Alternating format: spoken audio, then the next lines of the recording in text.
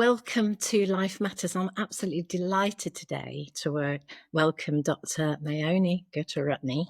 We're going to be talking about making your health a priority from surviving to thriving. Mayoni always knew she wanted to be a doctor. She's a former surgeon and she now specialises in women's health. She's also qualified in functional medicine and she has a very busy family life. She's a mum to 3 children. So welcome, Mayoni. Thank you for joining me. Thank you, Diane. So I'd like to start by, I did watch a TED talk when you were talking about the reality that we're facing as women, challenges and so on.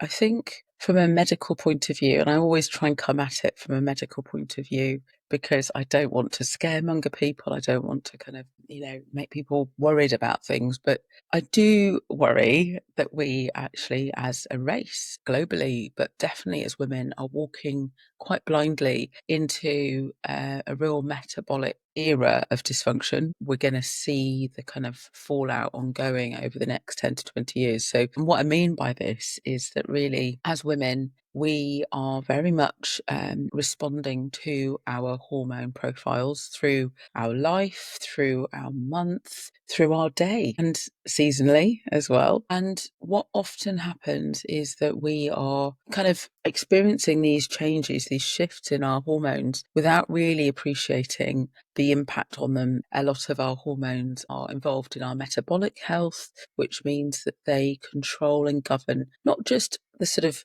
thermostat in our house, as it were, if our health was a house. They are also responsible for the way that we deal with and process nutrition and how we store it down and how we burn it again. And this all sounds really kind of basic and simple, and you kind of go, well, big deal. Well, the problem is that we know that when we become very metabolically unregulated, this really sets us up for chronic diseases such as diabetes, heart disease, strokes, and cancers, as well as dementia as well. And so we are under the influence of these hormones, and estrogen predominantly, but the others as well, which is one of our main players in the hormone profiles of being a woman. It actually started out as a metabolic hormone. We always think of it as being important for HRT, etc., and it is, but certainly nature intended it to be used as a metabolic hormone, which I think is fascinating. It was found on these fossilized remains of organisms that couldn't reproduce, and it was found on parts of the cells that were responsible for metabolism. Don't ask me how they know this and did this, but that's the beauty of science that they did. And so what this shows us is that estrogen is actually responsible for how we use, store, and break down energy. And that's critical because we start to lose estrogen, of course. Estrogen fluctuates through our life and then it starts to fall away. So that was part of my TED Talk kind of conversation, because what we need to know is that how do we, it doesn't mean that we've got to use and keep hold of estrogen, because that's also not fantastic for us as women. But we need to know how to optimize our cells so that they are able to stay efficient, to stay flexible, metabolically flexible through our lifetime. So yeah, that was an important part of what I was talking about. Yes, it was. And you're also talking about the workforce and the growth of women in their fields and all the challenges that women face. What's your view on all of that? Well, we're really important, aren't we? I mean, I think that's kind of the bottom line, is that, and I guess also as a mother and as a wife and as a woman in society, I've also kind of put myself pretty low down on that kind of that self-care ladder, as I describe it. It's pretty much in our nature to kind of make sure everyone else is okay first. But actually, we make up more than 50% of the workforce, and this is particularly true as we enter our 50s. We've often experienced family life, that acute, intense phase of potentially childbearing, if we've chosen to do so,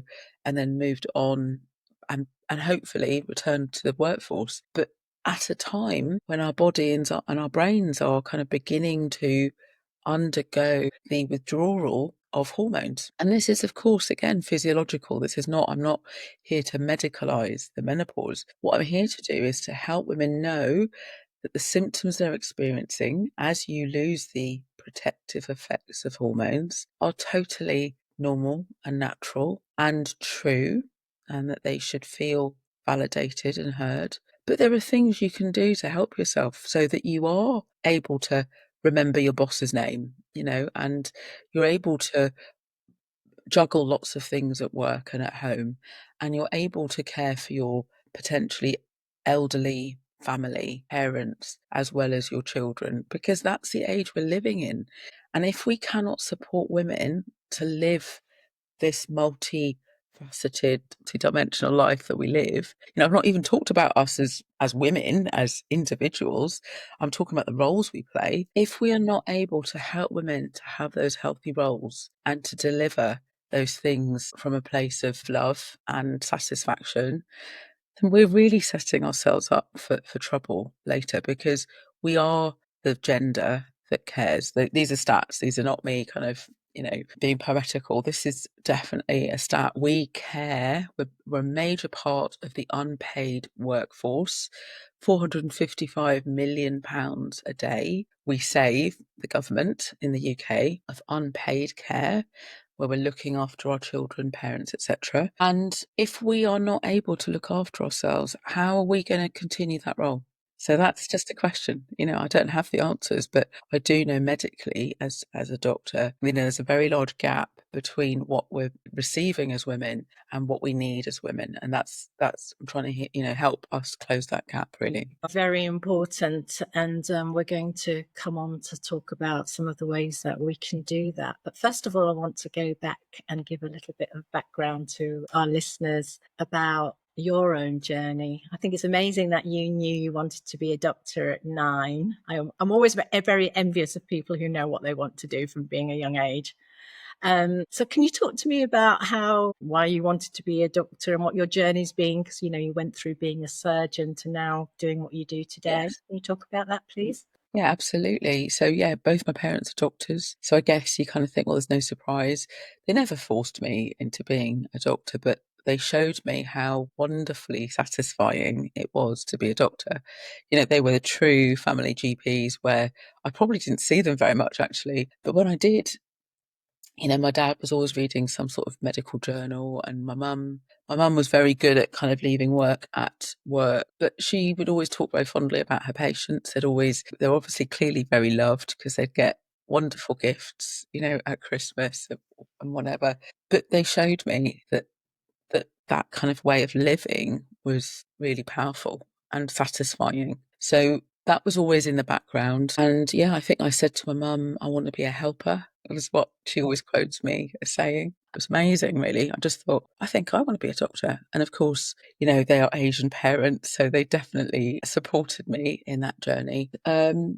And then, yeah, I went on to medical school at St George's, which was a really small, very nurturing medical school, and one of the last medical schools of its kind. I think they've all become universities. I entered the world of surgery because my fantastic mentor, um, actually, is Mr. Sharma. It was my first ever job as a doctor, and that was to help breast surgery as a junior doctor. And he just went, "You should be a surgeon. You really should be a surgeon." I was like, "Really? No."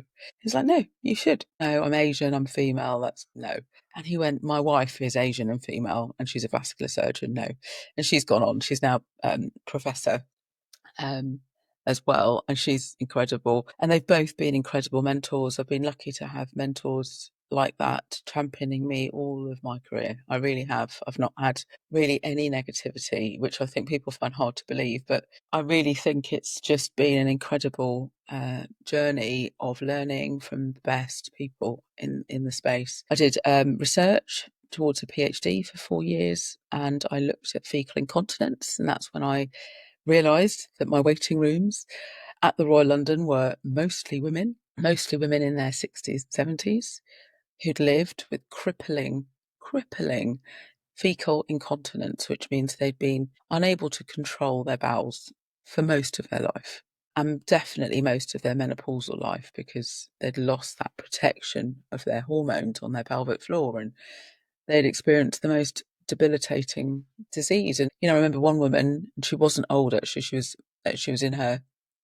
30s, and she just said, "I just wish um, I wish I had had cancer, because then I could actually tell people, or I would die, because it would kill me." And that I was in my 20s when I was doing my research, and I just remember thinking, wow, what is this thing? And it was just childbirth, something that we all go through if we want to have children, and this is not just vaginal childbirth. Some women had experienced problems with, abdominal childbirth as well. So that was my first foray into realizing how different and how differently women were being treated. And I didn't get it, but it upset me. I finished my surgical training and I just realised that the structures that I worked in, and I'm not here to bash the NHS because it's wonderful. It works definitely for certain things. But it was not the structure that I wanted to be a surgeon in. It really wasn't. So I left. It was not easy because you can imagine how much it's taken me to get to this point already. But with a lot of therapy, a lot of support from my incredible family and my husband at the time, I just left. I had what I call my wilderness years. I didn't really know what to do. I set up an aesthetics clinic because one of my friends said, just start doing some injectables. And I remember thinking, do I really want to be telling women how to look? This is just not who I am. But I found instead these women who were just like me, who just needed some help, that looked and felt a bit tired and wanted to be looked after by someone who's medically qualified. And that's how it started. I had Skin Fit, Mind Fit, and Body Fit. That was 10 years ago this year, February 2015. And I started to really look at women holistically. I realised that they were again telling me about things that they weren't getting help for. And it annoyed me. It was a similar feeling to how I was in my 20s. And that feeling still continues, sadly. But women were saying, well, I've got these symptoms. And I said, well, that sounds like the menopause. You need to go and speak to your GP. It's not me. Speak to your GP. And they'd come back 3 months later or 4 months later going, yeah, they've just not helped me. And so I did more training. I've always had an interest in the pelvic floor, so it didn't feel like it was a massive leap. And I went on to my Marion Gluck training and started looking after women with bioidentical hormone replacement therapy, but again realized they needed more. They needed to have conversations about sleep and movement and food and stress management, and really human health kind of was born out of that. I'd undertaken my functional medicine. Well, I'd embarked on it because functional medicine training, as you can imagine, is eternal. It's lifelong. But I've done my basic modules with the Institute of Functional Medicine, and that training is ongoing. And it continues really, Diane. I think for me, helping, I just know it's good medicine. I've studied lots of different kinds of medicine and surgery and looked at cellular processes, and I just know that this is really, truly where health starts. It may not be where disease needs to be treated, but it's certainly where health starts. And if we want people to not be focused on disease, we can't wait till they're broken. That's kind of what I keep coming back to. It's like I was operating on people when they were very broken, so broken they needed to have things removed or readjusted or put into a different place. But that's not medicine, really, is it? It's like that is managing people in a disease state, and that's important. But how about if we could help people understand what was happening in their cells so they could be really optimized and put them back in the driver's seat? I think, again, I've witnessed people who are broken, who were so not in the driver's seat, who were so in a trailer in the back, basically. That I want people, women particularly, because it's so important, to be in the driver's seat, to understand what their body is telling them, because a lot of the time the clues are there. And when you talk to people who've developed chronic disease, they will tell you, yeah, I had this, I was really tired. But where do you go with that information? Who's going to listen to you? Who's going to help you? And the NHS is not set up. It's just not set up to help people with chronic conditions, I'm afraid. So yeah, that's kind of where I'm at. I'm trying to help doctors to practice functional medicine in the UK. So that's why I set up the British College of Functional Medicine with Dr. Indra as well, who's a GP in the UK. She's our president. We've got 70 plus members now. We have got a process that allows doctors to have an insurance that covers us. We're working with the GMC to help offer a proper appraisal service so that doctors aren't scared, because for years doctors were terrified of being accused of being quacks and being dragged off the GMC register, and I don't think that's right. So that's kind of where we're at. It's a safe place for doctors to talk about and practice and learn about functional medicine. For people who don't understand fully what functional medicine is, are you able to explain a little bit about that? Absolutely. It's what we describe as root cause medicine. It's also called systems biology. So rather than learning, if you think about, say, a car the engine sounds a bit funny, and you take it to the garage. So rather than just someone in the engineer or the kind of car mechanic saying, oh, yeah, fine, here we go, here's some new oil. What we do is we lift up the bonnet, we have a really good look inside the engine and start looking at what is not quite right. So it may be the oil, but they may need a water change. It may need a new carburetor. I don't know enough about cars to say any more words, but you get the message. It's sort of understanding the why. So actually in a consultation, in my head, I'm asking why. Why has she got that symptom? So she's tired. Say take tiredness. Okay, so tell me about the tiredness, but why? Why are you not sleeping very well? Why? What happens at night? And why is your body not allowing you to rest properly? There's always a question that, until we get to a point when I go, oh, right. So it's probably because your mitochondria are not able to carry electrons across the membrane very well. And they're not able to make ATP because you're not getting enough. Do you see? So taking it right back to a cellular process. And that's kind of my job. But with the help of your symptoms and the story of your life, because the other important thing is that symptoms and diseases don't happen overnight. You're not ill overnight. It's a composite, it's a story of your health. It's everything you've been through up until now. Your genetics, your epigenetics, things called adverse childhood events. So how you've interacted with your environment as a child, right through to as a young adult, to as an adult, and however you are when you come to see me. What are the things that have brought you here? Because it's not just an accident. That's the other important thing. It's not just something that's happened with a couple of things in the last few weeks that have brought you to see me. And that process takes time. It takes usually quite a few visits, and it requires a team. It's not just me. So yeah, that's So, functional medicine. wow, so it's really empowering people, isn't it? Are you able, without naming any names, talk about any of the sort of successes that you've had with women? What have they Yeah, experienced with you? absolutely. And I think the women I've helped are very kind and generous in letting me share their stories, and they probably wouldn't mind me sharing their names, but I'm not going to. But certainly think, for example, one of my patients who I always jokingly say is one of my poster girls, and she's been through our Body Fit program, through Thrive, and then she's in our core membership. And she messaged me for a kind of review. And she said, and she's in her 40s, and she said, right, Mayoni, I've got these symptoms. She's got thyroid dysfunction. And she said, I'm feeling really off, I'm really tired. I can't think very well. I'm trying to focus on work, and I'm feeling really bloated, and I'm feeling really anxious. So she said, I think my thyroid's off. I think my gut's really leaky at the moment. I think my hormones need tweaking. And I'm like, and she said, could you organise these tests for me?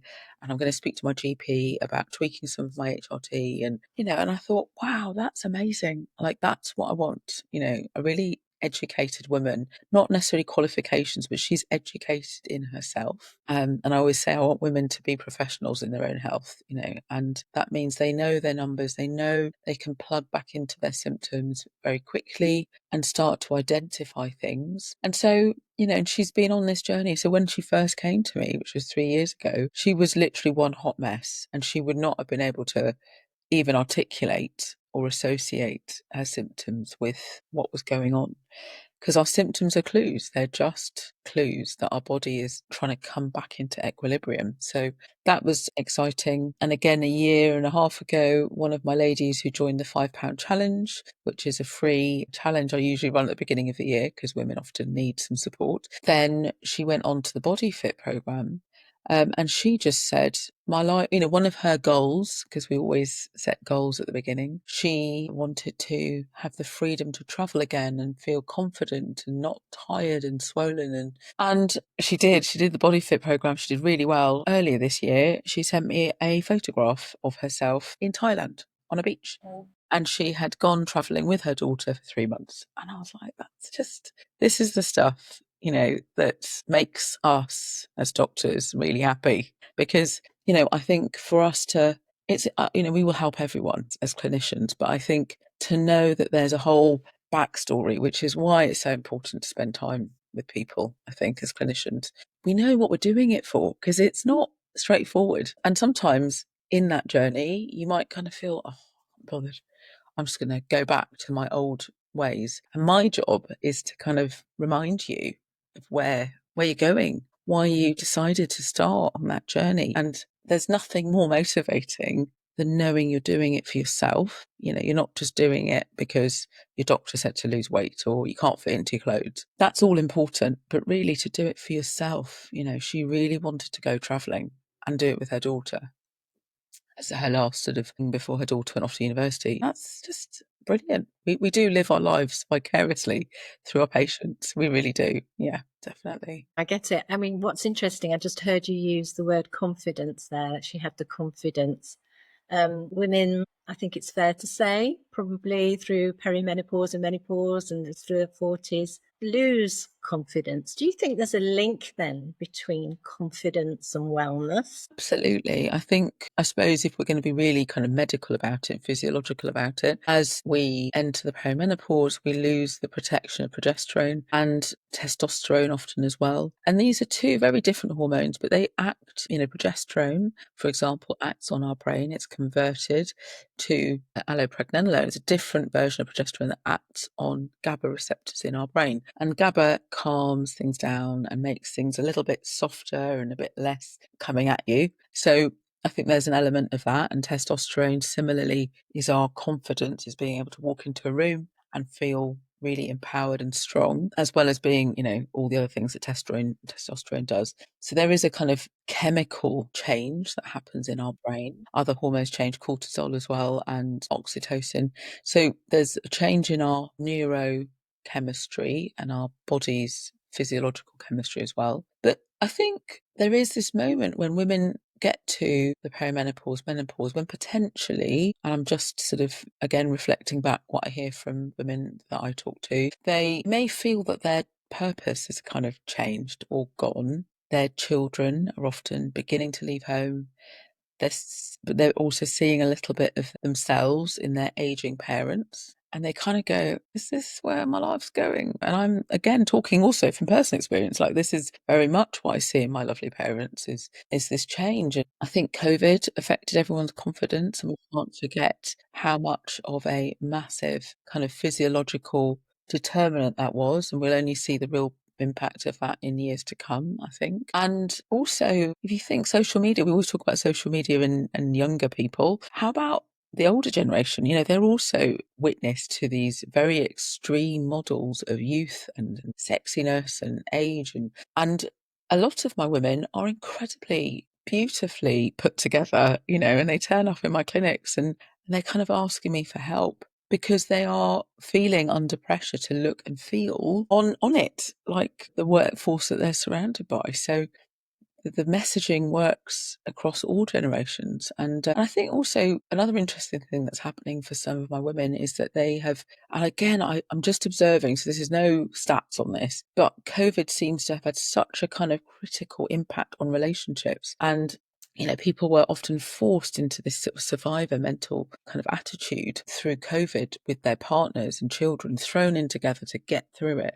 And it put them under extreme pressure. And I've seen a lot of relationships change or break up, and women are now coming out going, okay, I'm actually single. And actually, my ex has got the children this weekend, and they're ready for different relationships. So we mustn't forget that women are sexual beings, and how do we honour that and help them to be confident? So, yeah, I think that hopefully covers confidence and health. I think Yeah, it it's really so does. important.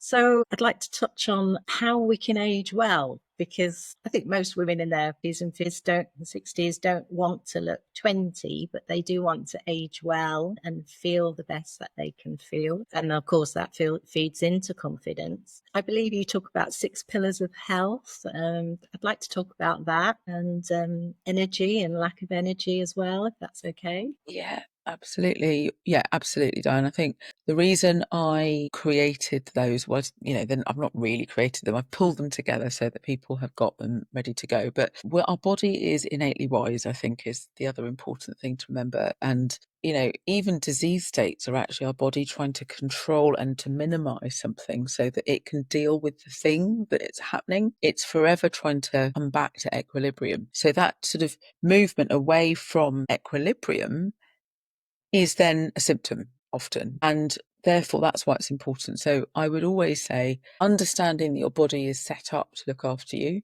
allowing it to do the thing it needs to do, but listening to it, I think, is critical. So when you have got a symptom, taking some serious notice of it. And I think for women, understanding your periods are really important. And we can maybe talk about that again a bit later. But those are kind of things that we should always be aware of. And then using the pillars to allow our body to do what it's designed to do. And to me, that's understanding our nutrition and really optimizing that for ourselves at that time in our life. So it will change. The way I eat now is very different to how I was when I was in my 20s. It took a lot of learning to realize I couldn't keep eating pizzas and rubbish into my 30s and post children. And understanding sleep, understanding how do you sleep really well, I think, and what are those critical factors. Because sleep is our biggest reset time, and it's the time that we're allowing our body to clean up. Otherwise, it's a bit like having a party all the time in your house. It just becomes a mess. So you need clean up time. We need to understand how to mitigate stress. And I do not say this lightly. I know when I talk to so many women, they're like, no, I'm fine. And I know that we're not fine because we've all lived through COVID and we are in the most extreme kind of pressure environment usually. So stress is a really important one. And then things like making sure that we're moving our bodies regularly, daily. This does not mean that you've got to go and pound the streets of London every day, unless it's something that brings you a lot of joy. But for me, joyful movement is something that makes you want to get up and do it, number one. And it brings you joy when you're doing it. It's not a punishment. It's not kind of compensatory behavior for last night's excesses. It is about connecting back to your body. So it could be anything. For me, it's open water swimming, and it is just something that makes me really happy, and it pushes the boundaries of my comfort zone. But when I'm in it, I love it. And I'm like, oh, I just want to live in the water. So that's my kind of thing. For some people, it might be Tai Chi, it might be boxing, it doesn't matter.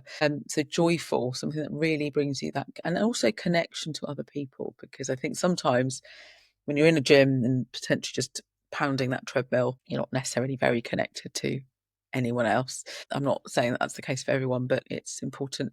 So yeah, that's movement. I also say that relationships are important, things to nurture. And of course, the most important one is the one with yourself to start with. Who are you? What really is your raison d'etre? And that's important for women as they move through the kind of transitional years of the perimenopause. What brings you true joy? And sometimes it's picking up where you were when you were 18, when you kind of go, I always want to travel the world.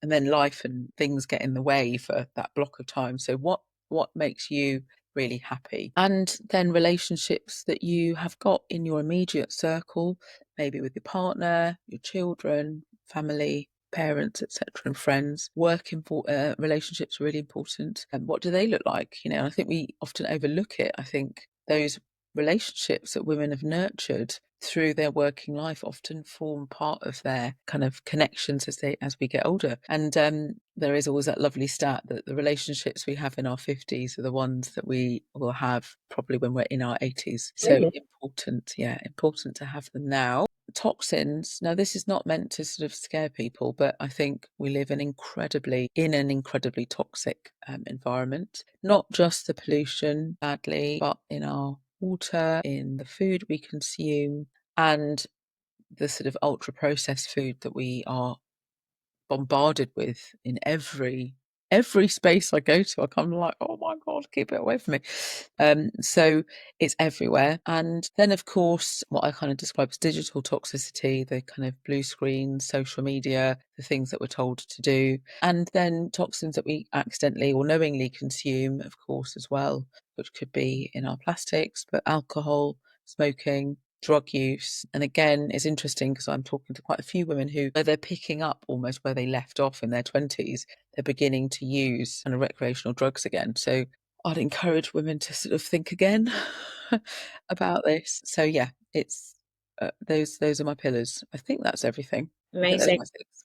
You talked about mitochondria earlier and ATP, and not everybody might understand that. I hadn't understood until I spoke to you about the role estrogen plays in energy production, which is obviously involves mitochondria. Could you explain a little bit about that, and so why energy or lack of energy is such a huge issue for women as they go through menopause? Yes, absolutely. So if you think of a cell in our body, and we have 30 trillion cells, okay, one of the most important things that they need is energy to make things work. Otherwise, those cellular processes just don't work. And we've got the universal kind of energy Bitcoin, as I describe it. So it's like universal, you can't really see it, it's there, it's transmitted between cells, and that is called ATP. And ATP is a chemical that can be made and broken down really cleverly by our cells, but by particular parts of the cells called mitochondria.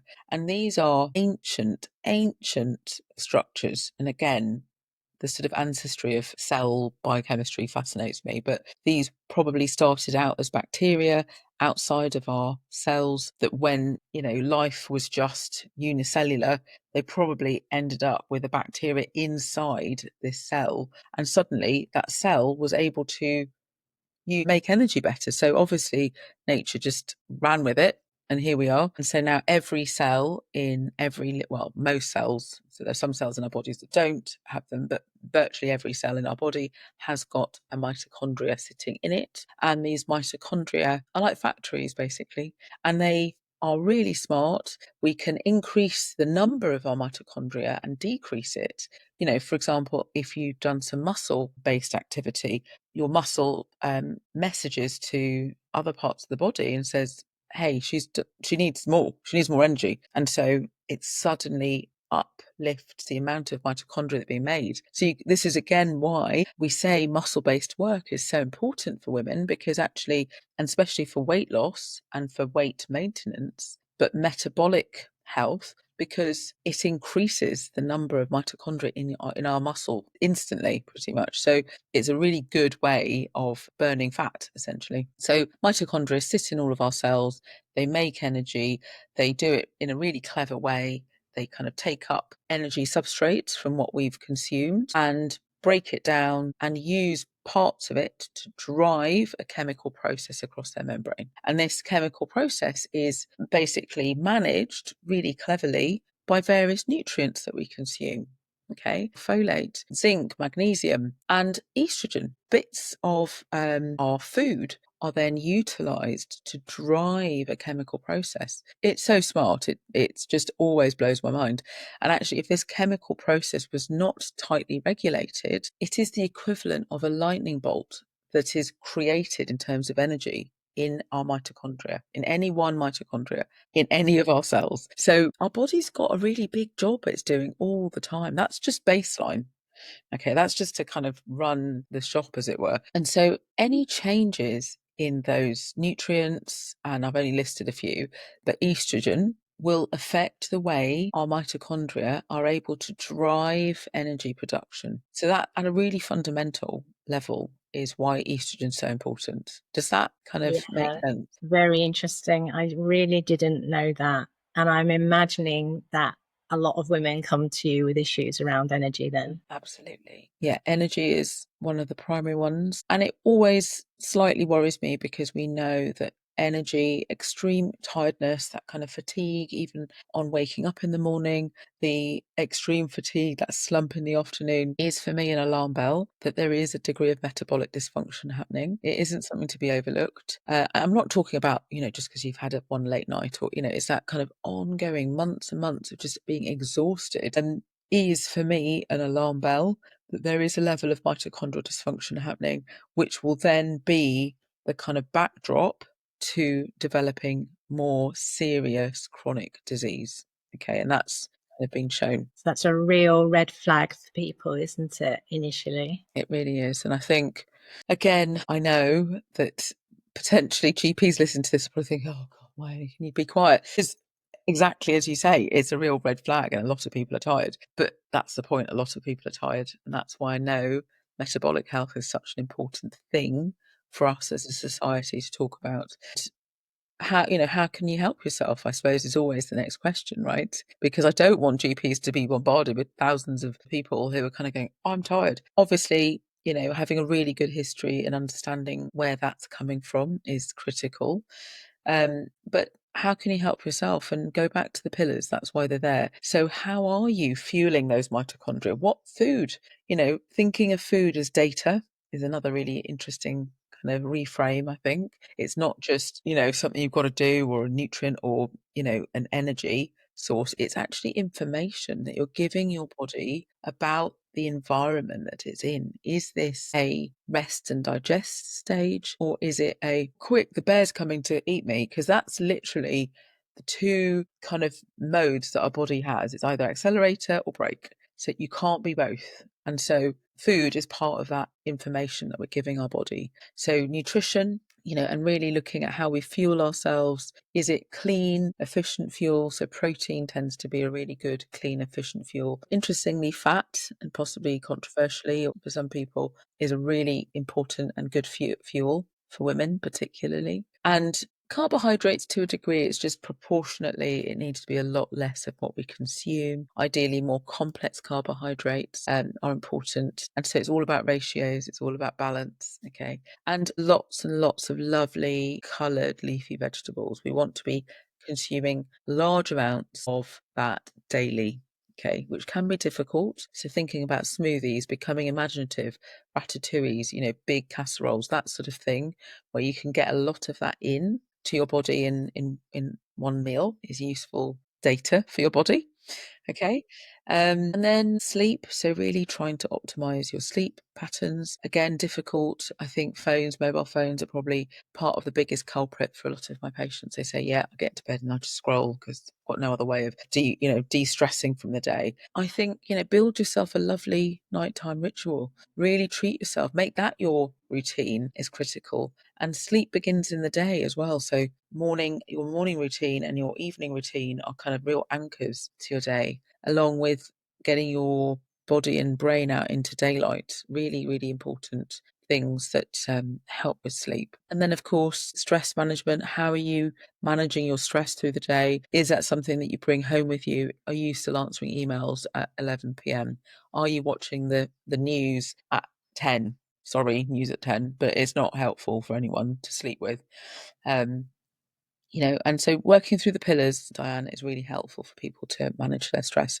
I can keep going, but I didn't know if that's... Oh, that's amazing. And just some great practical tips in there. I know we need to finish our conversation soon. So I know we met through your Thrive program over a year ago, and I was just so impressed with that day I spent with you. Thank you. One of the things we've also talked about is how reluctant women are to prioritize themselves. It's a barrier for them. What needs to happen there, do you think, for women to start to prioritize themselves? I always encourage women to not wait for society to change, because it won't. It just won't. I mean, I've just, again, been fascinated with the history of women's health. And, we've talked about this before. It was only 1993 that women were even included back into any form of clinical trials. So, which we probably won't go into now, but that to me blows my mind. So when I'm looking at papers as a doctor, I'm thinking, well, so this study doesn't even include women in it. So how am I meant to apply this stuff to women? So I think for me, women can't wait for change. They have to be the change. So it starts with you really enforcing your boundaries. What do you need today, right now, to feel better? Okay. And I always encourage women to start really small. It could be having a mindful cup of tea in the morning, setting your alarm. I know this feels perverse to set your alarm when you're feeling really tired, but just getting up 10 minutes earlier and making yourself a quiet cup of tea and having a moment to collect yourself. Because again, women often say, I just don't have a minute to myself to even recalibrate and to know what I want. And sometimes I'm the first person in their consultation going, right, what are your health goals? What are we going to do in 6 months' time? They've not had the time to even think about it. So, let alone giving themselves permission. So, making the time for yourself and really allowing your true self to kind of come through again. And remembering, what did that 18-year-old girl want to do, actually, I think is really a nice way of reconnecting with your true self. And so I don't call it self-care so much, I call it self-connection. I think self-care, as you know, Diane, it's become this sort of amorphous thing that happens over there in a spa, but it's not. It has to happen for women daily, minute by minute sometimes. What do I want? What do I need? What is my body telling me right now? We've got a very strong intuitive muscle, and I want women to start to reconnect to it, and really live in the divine feminine, because we've got so much we bring to the table that we have to claim it back. And if it's through health, great, I'm here to help you. But I think that boundary work is stuff that we have to do for ourselves at home. And sure, it might kind of raise a few eyebrows when your partner or your children go, no, you can't do that for me right now. And I'm like, they can cope with it for a couple of minutes. They can cope with it. So just go and do the thing you need to do and come back. And then you're such a more giving, nurturing, loving person when you're not sort of sitting in resentment, basically, because you've managed to have that moment of peace. Yes. Well, thank you. It's been so informative talking to you and so inspiring. If people want to connect with you, what's the best way for them to do that, please? Well, they're very welcome to either link up with me on Instagram. I'm sure you'll put all the links for that on there. They're very welcome to reach out to my clinic team. They can phone us or email in to my reception email, and I will always respond. There's always someone available to help guide you. And if you wanted to jump onto a clarity call with me, and that's a complimentary 20 minutes, it's not a medical kind of time, but it's certainly a time that I can just see whether it's something that I can help you with. And usually, if I can't help you, there's usually someone who can help you that I know of. So that's a sort of a space as well. So you can always ask my team for that. And on my website, there is a booking link for the clarity call as well. So hopefully that's all the space. Thank you, Mayoni. It's been a pleasure. And I'd love to have you back in the future, because I just feel like we've only scratched the surface here really today. Thank you. Thank you, Diane. Thanks for the opportunity.